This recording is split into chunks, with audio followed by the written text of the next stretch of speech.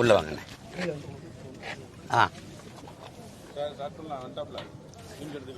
வந்துட்டாப்ல சொல்லுங்க. இலங்கை அதிபர் இந்திய மீனவர்கள் எல்லை தாண்டி வராங்க, அவங்க மேல கடுமையான நடவடிக்கை இதுக்கு மேல என்ன நடவடிக்கை எடுக்க போறாரு? 850 பேரை சுட்டு கொண்டாச்சு, பல ஆயிரம் பேரை சிறைப்படுத்தி படகுகளை பறிச்சு அவங்க அரசுடைமையாக்கி ஏலம் விட்டு வலைகளை கிழிச்சு எவ்வளோ இதுக்கு மேல பண்ணி இதுக்கு மேல என்ன நடவடிக்கை எடுக்க போறாங்க? இதுக்கு மேல என்ன நடவடிக்கை இருக்கு? தமிழ்நாட்டு மீனவர்கள் தான் எல்லை தாண்டி வராங்களா? கேரள மீனவர்கள் எல்லை தாண்டி வரல, வர்றாங்களா இல்லையா? வர்றாங்க. ஏன் அவங்கள இந்திய மீனவர்கள் எல்லை தாண்டி வராது? இப்போ இதுக்கு இந்திய நாட்டை ஆளுகிற தலைவர்கள், குறிப்பாக வெளியுறவுத்துறை அமைச்சர், பாதுகாப்புத்துறை அமைச்சர், நாட்டின் பிரதமர், இந்த நாட்டை ஆளுகிற முதலமைச்சர்கள் தான் முடிவெடுக்கணும். எல்லை கடலுக்குள்ளே என்ன இருக்குது அப்படின்னா நீங்கள் என்ன ஒரு முடிவு எடுக்கணும்? கச்சத்தீவை திருப்பி எடுக்கணும். கச்சத்தீவை எனக்கென்று வைத்தால் கடல் தூரம் அதிகம், கச்சத்தீவை அவங்களுக்கு கொடுத்தா அவனுக்கு கொடுத்தா அவனுக்கு கடல் தூரம் அதிகம். என்னுடைய வாழ்வாதாரம் பறிபோகுது இல்லை? அப்போ இத்தனை மீனவ சொந்தங்களினுடைய வாழ்வாதாரத்தை பறி கொடுத்துட்டு என் நிலத்தை அவனுக்கு எடுத்து கொடுக்க வேண்டிய தேவை என்ன இருக்கு? அப்ப சொந்த நாட்டு குடிமக்களை கடல்ல மீன் பிடிக்க பேர் இந்திய பெருங்கடல்னு இருந்தா போதுமா? அதுல மீன் பிடிக்கிற உரிமை கூட எனக்கு இல்லைன்னா அப்புறம்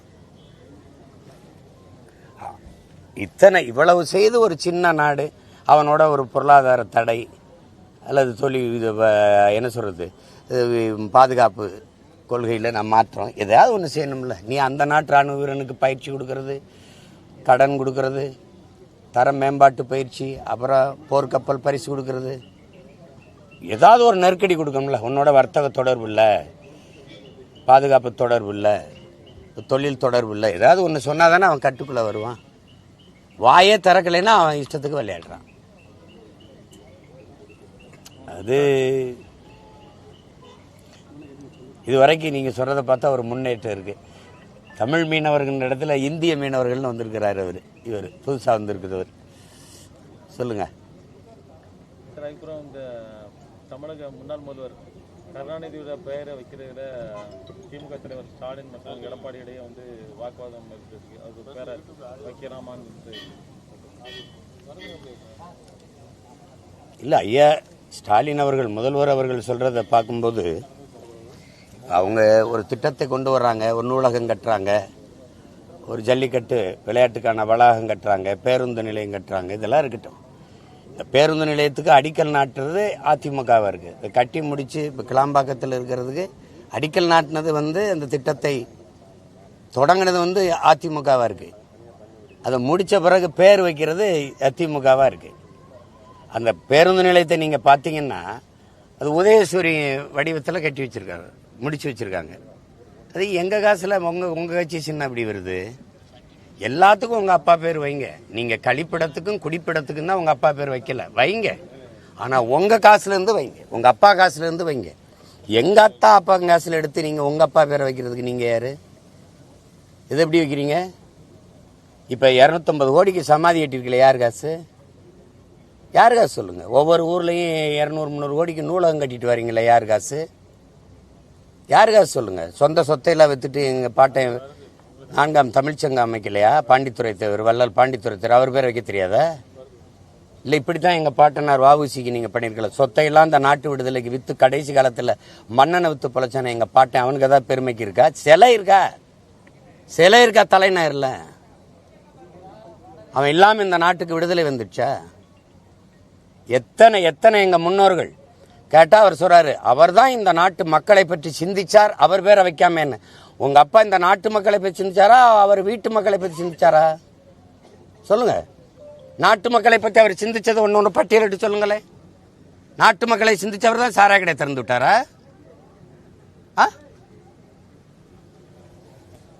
ஒன்றுதான் சொல்லுவேன், இந்த அதிகாரம் நிலையானது என்று நீங்கள் ஆடிக்கொண்டிருக்கிறீங்க, ஆடுங்க, அவ்வளோதான். அருகில் இருக்கிற இலங்கையை பாருங்க, பக்கத்தில் இருக்க பங்களாதேஷையும் பாருங்க. பங்களாதேஷை உருவாக்கிய அந்த நாட்டின் தந்தை முஜிபுர் ரஹ்மான் சிலை என்னாச்சுன்னு பாருங்க. இப்போ எங்க இருக்கு? இதே தான் ஆடிட்டு இருந்தா ஜெகன்மோகன் ரெட்டி. எல்லா இடத்துலையும் இவங்க அப்பா பேரை வச்சார், ராஜசேகர் ரெட்டி பேரை. சந்திரபாபு நாயுடு ஆந்திராவில் கூட இல்லை, டெல்லியில் இருந்தார். பதவியாக இருக்கிறதுக்கு முன்னாடி இடித்து பொட்டலாக்கிட்டு போயிட்டாங்க. அதே நிலைமை உருவாகும். தெண்டா காசு, மக்கள் காசு. அன்னைக்கு ஐயோனாலும் அம்மானாலும் வராது. ஒரு நாள் இந்த அதிகாரம் வேற ஒருத்தனுக்கு வராதா? நல்ல தன்மானம் உள்ள தமிழ் மகன்கிட்ட போச்சுன்னு வச்சுக்கிறோங்க, பொட்டலாயிரும். பார்த்துக்கிட்டு ஆடணும். ஏன் நானாக இருந்தால் உங்களுக்கு ஆகாதா? இல்லை சொல்லுங்க, என்ன ஆகாதா? தமிழ் மகன் நானாக இருந்தால் ஆகாதா? எனக்கு எந்த குழப்பமும் இல்லை. நான் தமிழ் மகன், என் தேசம் தமிழ் தேசம், என் அரசியல் தமிழ் தேச அரசியல். நான் அதில் பாதி இதில் பாதி கிடையாது. புரியுதா? நல்ல தமிழ் தாய்க்கும் தமிழ் தகப்பனுக்கும் பிறந்தவன். என் தேசம் இது, நாடு தமிழ்நாடு. அப்படின்னா தேசம் தமிழ் தேசம். இங்கு வாழுகிற மக்கள் அவருடைய மொழி, கலை, இலக்கியம், பண்பாடு, வழிபாடு, தொன்று தொட்ட வேளாண்மை, காட்டு வளம், கனிம வளம், நீர்வளம், நிலவளம், மலைவளம், மணல் வளம், கடல் வளம் இவற்றை காப்பது பெண்ணிய உரிமை. எல்லோருக்கும் கல்வி, கல்விக்கேற்ற வேலை, வேலைக்கேற்ற சம்பளம், அதை கொண்டு வாழ்கிற பெருமை மிக்க வாழ்வு, தொழில் வளர்ச்சி, பொருளாதார வளர்ச்சி, இதுக்கெல்லாம் ஒரு அரசியல் இருக்கு எனக்கு. இந்த அரசியல் தமிழ் தேச அரசியல். ஏதாவது சந்தேகம் இருக்கா? இப்படி ஏதாவது திராவிடம்னா என்ன, திராவிட அரசியல்னா என்ன சொல்ல சொல்லுங்க, சொல்ல சொல்லுங்க. இல்ல அங்க பாதி இங்க பாதியா நிக்கிறவங்க ஏப்பா இதுல பாதி இதுல பாதி, எதுல பாதி? தம்பி, திராவிடம் தமிழ் தேசியம் இந்த மாதிரி குழப்பம்லாம் எப்படி இருக்கும்னா, யாரோடவாது போய் கூட்டணி வச்சு நிக்கிறதுக்கு பயன்படும். இது ஒரு போர். இந்தியம் என்பது எனக்கு இந்தியம் என்பதும் திராவிடம் என்பதும் கற்பிதம். இந்தியான்னு ஒரு நாடு, உங்க எல்லாத்தையும் இங்க அறிவார்ந்த பெருமக்கள், இந்தியான்னு ஒரு நாடு இருந்ததா உருவாக்கப்பட்டதா? பதில் சொல்லுங்க. நீங்க கேட்டீங்க, நான் பதில் சொல்லிட்டே இருந்தேன்ல. உருவாக்கப்பட்டது. உருவாக்குவன் யாரு? வெள்ளைக்காரன். பேர் வச்சது யாரு? வெள்ளைக்காரன். அது உருவாக்கம். நீங்க அதிகாரம் வந்தவன எங்களை அடிச்சு பிடிச்சு மார்ச்சே சொல்றான். இந்தியாங்கிற ஒரு நாடு, இந்திய நாட்டின் ஒற்றுமை என்பது வெள்ளைக்காரன் துப்பாக்கி முனையில் உருவாக்கப்பட்டதுங்கிறான். தொண்டை குழிகளை வச்சு இந்தியான்னு சொல்றான். டே இந்தியான்னு சொல்றான்னா உயிரா உரிமையானா? ஆமாங்க உயிருன்ட்டான். அவன் இந்தியான்ட்டான். அதை எங்கள் ஐயா கவிக்கோ அப்துரான் வெள்ளைக்காரன் பெற்று வச்சு பேர் வச்சுட்டு போனால் இவன் அப்ப முறை கொண்டாடிக்கிட்டு இருக்கான்ட்டு. அதே தான் இந்த திராவிடம். வசதியாக திருடுவதற்கு, பதுங்கி இருக்கிறதுக்கு பாதுகாப்பாக கொண்டு வந்ததுதான் திராவிடம். இது வரைக்கும் ஏதாவதோ பண்ணிப்பா. திராவிடம் என்றால் அது சாதி ஒழிப்புதான், சாதி எதிர்ப்பவன் திராவிடன், திராவிடம் என்ற ஒரு இனம், திராவிடம் என்றது இடம், எல்லாம் பண்ணி பார்த்தான். கடைசிக்கு சமரசமாகி நம்ம ரெண்டு பேரும் ஒன்று தான். யாரு? தமிழ் தேசியமும் திராவிடமும் ஒன்று தானா? எப்படி இருக்கு? அது என்னடா கொலகாரன்னு செத்து விழுகிறவனு ஒன்றா அப்படி இருப்பான். நான் எங்கள் அப்பன் செத்தா உளமாற அழுவேன், நீ ஒப்புக்கு அழுவேன். நீ நான் ஒன்றா? ஐயா நல்லா கவனிங்க. தமிழ் தேசியம் கடற்கரையை கடற்கரையா பாக்கும் காக்கும், திராவிடம் கடற்கரையை கல்லறையா ஆக்கும், இடுகாடா ஆக்கும். இது ரெண்டுக்கு வேறுபாடு இருக்கா? இப்போ தமிழ் தேசியம் என்ன? கடற்கரை கடற்கரை தானே கல்லறையை பேக்கும். ரெண்டுல ஒன்று நடக்கும். பெருந்தவறு. அதுக்கு ஒதுக்கப்பட்ட 1500 கோடியை ஆட்டையை போட்டு அதை இந்த தேர்தல் நேரத்தில் இவங்க பணத்தை ஒதுக்கிட்டு படிக்க போன பிள்ளைகளை கூட்டிகிட்டு போய் எந்த பாதுகாப்பற்ற சூழலில் சிற்றூர்களில் போய் நில அளவைக்கு பயன்படுத்துறது. இரவு நேரங்களில் எங்கள் பிள்ளைய பெண் பிள்ளைலாம் எங்கே போய் நிற்கும்? எந்த இதுவும் இல்லை. கேட்டால் அப்படிலாம் இல்லையே இல்லைன்னு. என் மக படிக்குது, என் தம்பி மக படிக்குது. இங்கே என் கட்சிக்கார பிள்ளைகள் பூரா, என் பிள்ளைகள் பூரா படிச்சு கதறுது. பெரியப்பா இதுக்கு ஏதாவது ஒன்று பேசி விடு பெரியப்பான்ட்டு. நல்ல வேலை கேட்டீங்க, அறிக்கை கொடுத்துருக்கேன், இதை நிறுத்தணும்.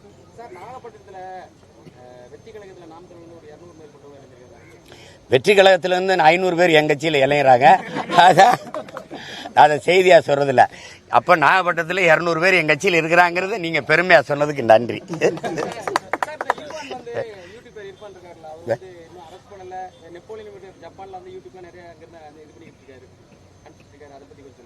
யாரு? அது அவங்க இது. ஏன்னா அந்த இர்ஃபான் தம்பியே ஒரு திமுக ஆதரவாளர் தான். அது அவங்க பாடுது. அதை போய் அதில் என்ன ஒரு பெரிய உலக குற்றத்தை அவர் ஒன்றும் செஞ்சிடல. அது போய் ஒரு கைது பண்ணியே தீரணும்ட்டு. கள்ளச்சாராயம் 10 பேர் இதுவரை கொன்னவனே வெளியில் சுற்றிட்டு இருக்கான். இதில் போய் இது இடத்த போய் சின்ன பிள்ளை ஆர்வத்தில் பண்ணிட்டாரு. 2026 சட்டமன்ற தேர்தலுக்கு நாம் தமிழர் தயாராக என்னென்ன மாதிரி பணிகள்லாம்? நான் தான் முதல்ல எனக்கு பார்த்தா எல்லாரும் பின்னாடி ஓடியாராங்க. நான் என்ன பேசுகிறேனோ அதே பேசுகிறாங்க பாருங்க. ஏன்னா அந்த ஐஏஎஸ் உளவுத்துறை எடுத்து கொடுத்துருது, அவன் என்ன பேசுகிறான் உள்ள அப்படின்னு. நான் எப்படி கட்டமைக்கிறேன்? ஒரு தொகுதி ஒரு மாவட்டம்னா ஒரு தொகுதி ஒரு மாவட்டம், எல்லா இடங்களையும் எப்படி எப்படி வேலை செய்கிறாரோ அதே மாதிரி தான் செய்கிறாங்க. எனக்கு பின்னாடி தான் ஓடி வராங்க எல்லாம்.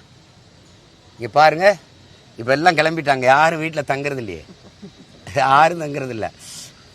200 200 200ன்னா ஏன்னா திராவிட ஊபிஸுக்கு 200 தான். அவங்க அது 200 வந்தால் 200 கொடுத்துட வேண்டியதான். இதாப்பா 200 வச்சுக்கப்பா அப்படின்னு. என்ன செய்ய போகிறாங்க தேர்தல் நேரத்தில்? 1000 கொடுத்தா வந்துச்சா, 1000 கொடுத்தா வந்துச்சா, 1000 கொடுத்தா வந்துச்சான்னு 2 பேரும் கேட்க போகிறாங்க. எங்கள் அம்மா எங்கள் தங்கச்சின்னா, ஐயா அதே 1000 என் புருஷன் வாங்கிட்டு வந்து உங்கள் கடையில் கொடுத்தாரு டாஸ்மார்க்கில், அது உங்ககிட்ட வந்துருச்சா? அதில் பாதி வர்றது இல்லையா?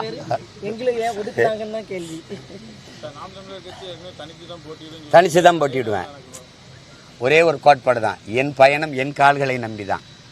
அடுத்தவர் கால்களை நம்பி உங்கள் பயணத்தை தொடங்காதீர்கள். என்ன இப்போ நான் வந்து தூத்துக்குடி வரணும்னு வந்தேன், அவன் பாட்டுக்கு எங்கேயாவது தெற்கக்குடி வேற ஊருக்கு போயிட்டான்னா நான் என் கொள்கை யாரோட ஒத்து போகலையே. சரி, ஊழலை லஞ்சத்தை ஒழிக்கணும், உங்களுக்கு புரிஞ்சிற மாதிரி ஒரு கொள்கை சொல்றேன். ஊழல் லஞ்சத்தை ஒழிக்கணுங்கிறீங்க, இதில் யாரோட சேர்ந்து ஒழிக்கலாம்? இவங்களை ஒழிச்சா தான் அது ஒழியும். சரிதானே? சரிதானே?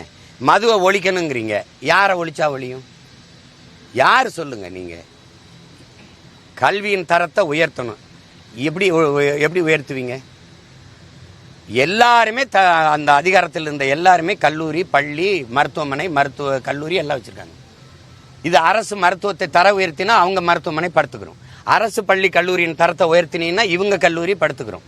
அப்ப வியாபாரத்துக்காக நீ மக்களுக்கு கிடைக்க வேண்டிய கல்வி மருத்துவத்தை தரம் குறைக்கிற. உன்னோட சேர்ந்து அப்படி என்ன பண்ண முடியும் சொல்லுங்க? நீங்க நிலத்தை நாசமாக்குற நச்சு ஆலைகளை திணிச்சது யார்? இந்திய கட்சிகள். ஸ்டெர்லைட் வந்துருச்சா சொல்லுங்க? நீங்க தூத்துக்குடியை சேர்ந்த பெருமக்கள் சொல்லுங்க. வந்தா மின்சாரம் கண்டுபிடிக்கப்பட்டது அணு உலை ஆலையா? பதில் இருக்கா ஏற்றாது? அப்ப காற்றாலை எதுக்கு? கடல் அலையில மின்சாரம் தயாரிக்க முடியுற அந்த வாய்ப்பு எதுக்கு? சூரிய ஒளி எதுக்கு? இயற்கைக்கு எந்த கேடும், சூரியனுக்கு எந்த கேடும் இல்லாத தீராத இயற்கை இவ்வளவு பெரிய வளத்தை கொடுத்திருக்க காற்றாலை மின்சாரம், சூரிய ஒளி மின்சாரம், கடலை மின்சாரம், அதுக்கே நீ நகரல? ஏன் பேராபத்தான அணு உலையை கட்டி பிடிச்சிட்டு இருக்க? அந்த அணு கழிவை எங்க வைப்ப? எங்க வைப்ப? பாதுகாப்பான பாராளுமன்றத்துக்குள்ள வை, புதுசா கட்டிருக்க கட்டடத்துக்குள்ள வை. எங்கெங்க அமைச்சர்கள் குடியிருக்கீங்களோ, எங்கெங்க பாராளுமன்ற உறுப்பினர்கள் குடியிருக்கீங்களோ அங்க தோண்டி வை பார்ப்போம். குரலற்றவன் எவனுக்கு அரசியல் அதிகாரம் இல்லையோ அவன் அவன் அவன் காலடியில் கொண்டு போச்சு விட்டுறது. அதானே நச்சு ஆலைகள். எண்ணூர்ல இருந்து, கடலூர்ல இருந்து, தூத்துக்குடியில இருந்து எங்கெங்க குரலற்ற அரசியல் அதிகாரமற்ற மக்கள் இருக்காங்களோ அங்கதான் இந்த நச்சாலைகள்லாம் நிறுவப்பட்டிருக்கு. புள்ளிவரத்தவனை நான் எடுத்து வெளியிடுறேன். எண்ணூருக்கு வாங்க, தூத்துக்குடிக்கு வாங்க, கடலூருக்கு வாங்க. எங்கெங்க அதிகப்படியாக பரதவ மக்கள், செம்பட மக்கள், மீனவ மக்கள் வாழ்றாங்களோ அங்கதான் நிறுவப்பட்டிருக்கு. இருக்கா இல்லையா? எடப்பாடி வந்து சொல்லியிருக்காரு, அமைச்சர்கள் ஊழல் பண்றவங்க பட்டியலை நாங்கள் ரெடி பண்ணிட்டு இருக்கோம், அதிமுக ஆட்சி வந்து அந்த அவங்க மீது நடவடிக்கை எடுக்கப்படுனார். அதே தான் ஸ்டாலின் சொன்னாரு திமுக ஆட்சி இருக்கும்போது. ஆனா எந்த வந்து நடவடிக்கை? இது ஒரு விளையாட்டு. நான் வந்து ஓங்கோட்டை தொடரேன், என்னை பிடிச்சி பாரு. அப்புறம் என் பக்கம் நீ வரும்போது நான் ஏன் ஓங்கோட்டை தொடரேன் பிடிச்சி பாரு. நம்ம 2 பேருக்கு வந்து கை தட்டிக்கிட்டு இருக்க வேண்டியதுதான். இது குரங்கு அப்பம்பிச்ச கதை தான். இது ரெண்டையும் ஒழிச்சு தள்ளிட வேண்டியதுதான். இந்த தொலைக்காட்சியை தரணும். அவங்க செஞ்ச ஊழல் தெரியாதா?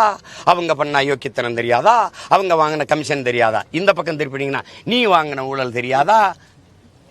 அந்த ஒரு நேரத்தில் தான் உண்மை பேசுவாங்க 2 பேரும் மாறி மாறி. அது நம்ம வீட்டில் சண்டை போட, அடியே அடியே அடியே வாங்கி குடிச்ச சிரிக்கி எந்த வருஷம் இல்லாமல் இந்த வருஷம் 4 காணி விளைஞ்சிருச்சுன்னு அடி உனக்கு இப்படி எடுத்துக்கிட்டு அடிக்குது அப்படின்னு இந்த அத்தை. அந்த வீட்டு அத்தை, சம்பா விளைஞ்சி சாஞ்சு கிடக்கு, நான் தான் உம்பார் இல்லாமல் ஊருக்குரிதிங்குது, நான் தான் என் வீட்டில் சட்டி ஏந்திக்கிட்டு சம்மணத்தை போட்டுக்கிட்டு இருக்கேன். இந்த தெருச்சண்டை தான் 50 வருஷமா நடக்குது. இதை ஒழிக்கணும். தயவு செய்து விடுங்க, இப்போ நிறைய வேலை இருக்கு.